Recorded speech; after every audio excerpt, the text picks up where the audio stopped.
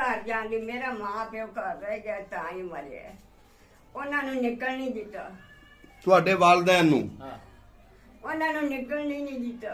ਓਏ ਹੋਏ ਹੋਏ ਹੋਏ। ਅਸੀਂ ਅੱਡਰੇ ਰੋਂਦੇ ਫਿਰੀਏ। ਤੁਸੀਂ ਫਿਰ ਪਿੰਡ ਆਪਣੇ ਘਰ ਦੇ ਵਿੱਚ ਗਏ ਨਹੀਂ?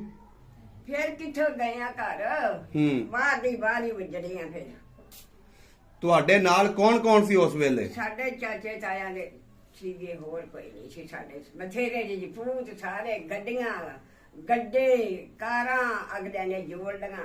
ਸਾਡੇ ਕੋਲ ਕੀ ਸੀ? ਤੋੜ ਤੋੜ ਕੇ ਜਿੱਥੇ ਤਾਈ। ਫਿਰ ਪਤਾ ਕਿੱਥੇ ਗਏ? ਰਿਆਸਤ ਪਟਿਆਲੇ। ਅੱਛਾ, ਰਿਆਸਤ ਪਟਿਆਲੇ। ਉੱਥੋਂ ਖੜਕ ਕੇ ਦਾ ਸੀ ਰਾਤੋਂ ਰਾਤ ਉੱਥੇ ਗਏ। ਫਿਰ ਜਿਹੜੀ ਬਚੀ ਨਾ ਦੁਨੀਆ, ਉੱਥੇ ਕੋਈ ਬਚੀ ਨਹੀਂ ਤਾਂ ਕੋਈ ਨਾ। ਤੁਹਾਡੇ ਪਿੰਡ ਦੇ ਕਿੰਨੇ ਕੁ ਲੋਕ ਮਾਰੇ ਗਏ ਸੀ?